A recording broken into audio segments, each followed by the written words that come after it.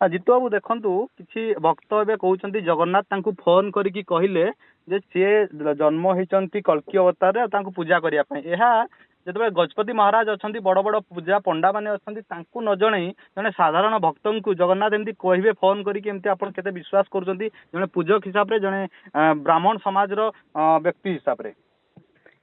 ଜଗନ୍ନାଥ ହଉଛି ଜଗନ୍ନାଥ ଯଦି ଫୋନ କରିବେ ସମସ୍ତେ ଏମିତି, ତାହେଲେ ସବୁ ଭକ୍ତ ତକ କଣ କରିବେ? ତାହେଲେ ଭକ୍ତ ଯୋଉମାନେ ଅଛନ୍ତି, ଆଜ୍ଞା, ତେଣୁକରି ଜଗନ୍ନାଥ ତ ଆସିବେ, ଜଗନ୍ନାଥ ତ ନିଜେ ଯାହା କହିବେ ଅନ୍ତର୍ଜାନ, ଯଦି ସେ ନିଜେ କହୁଛନ୍ତି କଳ୍କି ଅବତାର, ତାହେଲେ ସେ ଫୋନ ମାଧ୍ୟମରେ କାହିଁ କହିବେ? ସିଏ ତ ନିଜେ ଯାହା କହିବା କଥା କହିବେ ନିଜେ। ଜଗନ୍ନାଥ ଯଦି କଳ୍କି ଅବତାର ନେବେ, ଆମେ ତ ଶୁଣିଛୁ ଜଗନ୍ନାଥ କଳ୍କି ଅବତାର ନେଲେ ମାଳିକାରେ ଲେଖା ହେଇଛି କି ଛତିଆ ବାଟରେ ହିଁ ସେ ରହିବେ, ଯାଜପୁର ଛତିଆ ବାଟରେ। ଆଉ ଏଠି ଏଇ ଯୋଉ କହିଛନ୍ତି ଏଠି କେମିତି ଆସିବେ ସେ ରହିବେ? କଳ୍କି ଅବତାର ଫୋନ କରିବେ, ପୁଣି ଜଗନ୍ନାଥ ପୁଣି ଫୋନ କରିବେ କଳ୍କି ଅବତାର ଇଏ କରିବେ।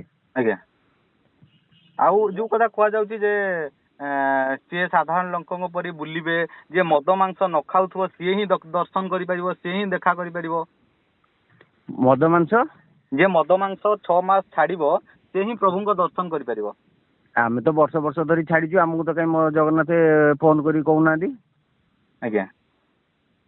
ତାହେଲେ କେମିତି ଜଗନ୍ନାଥ ତାଙ୍କୁ ଯଦି ଫୋନ କଲେ, ତାହେଲେ କୋଉ ମାଧ୍ୟମରେ ଫୋନ କଲେ? ଫୋନ ଯଦି କରନ୍ତେ ତାହେଲେ ବହୁତ ଭକ୍ତ ଅଛନ୍ତି, ଜଗନ୍ନାଥଙ୍କର ଭକ୍ତ ବହୁତ, ଜଗନ୍ନାଥଙ୍କର ସାରା ବିଶ୍ୱରେ ଭକ୍ତ ଅଛନ୍ତି। ତ ସେମାନଙ୍କୁ ତ ଫୋନ କରିକି କୁହନ୍ତେ ନା କି ମୁଁ ଏଇଠି ଅବତାର ନେଇଛି ମୋ ପାଖକୁ ଆସ। ଜଗନ୍ନାଥ କଣ ଫୋନ କରିକି କୁହନ୍ତେ କି ମୁଁ ଏଇଠି ଅବତାର ନେଇଛି ମୋ ପାଖକୁ ଆସ କି? ସେ ସବୁ କଣ? ତୁଳସୀ ତୁଳସୀ କେଉଁ ଜାଗାରେ ଲାଗି ହୁଏ? ସେମାନେ ଯୋଉ ପ୍ରଭୁ ବୋଲି କହିକି ପାଦରେ ଆଉ ଗୋଡରେ ମସ୍ତକରେ ଲାଗୁ କରୁଛନ୍ତି, ଏହା କଣ ସମ୍ଭବ ଲାଗି କରିବା କଥା କି? ତୁଳସୀ ହଉଛି ଜଗନ୍ନାଥଙ୍କର ଯୋଉ ଅବତାର। ତୁଳସୀ ଯେତେବେଳେ ଶ୍ରୀକୃଷ୍ଣ ଯେତେବେଳେ ତାକୁ ବଧ କରିଥିଲେ, କାହାକୁ? ମାୟା ରୂପରେ ଯାଇଥିଲେ ଜଳନ୍ଧରକୁ ମାରିବା ପାଇଁ, ଶିବଙ୍କ ଜଳନ୍ଧର ରୂପ ନେଇକି ଯାଇଥିଲେ। ତ ସେଠି ତୁଳସୀ ବିଷ୍ଣୁ ଦେଇଥିଲେ କି ମୋ ଯଦି ଯେତେବେଳେ ତୁଳସୀ ନିଜେ ତୁଳସୀଙ୍କର କନ୍ୟା କି ସେ ସ୍ୱାମୀ ହଉଛନ୍ତି ଜଳନ୍ଧର, ସିଏ ଯେତେବେଳେ ଜଳନ୍ଧର ଯେତେବେଳେ ଯୁଦ୍ଧ କରୁଥିଲେ ଶିବଙ୍କ ସହିତ, ସିଏ ମାନେ ଶେଷ ହବା ପାଇଁ ଅନ୍ତତ୍ୟାଗ କରିବା ପାଇଁ ଯେତେବେଳେ ନ କରି ପାରୁଥିଲେ, ସେତେବେଳେ ବିଷ୍ଣୁ ସବୁ ଦେବତା ମାନେ ଗଲେ ବିଷ୍ଣୁ ଦେଇକି ରୂପ ନେଇକି ଗଲେ। ସେଇ ଜଗନ୍ନାଥ ଯିଏ ଶ୍ରୀକୃଷ୍ଣ, ସିଏ ରୂପ ନେଇକି ଗଲେ ବିଷ୍ଣୁ।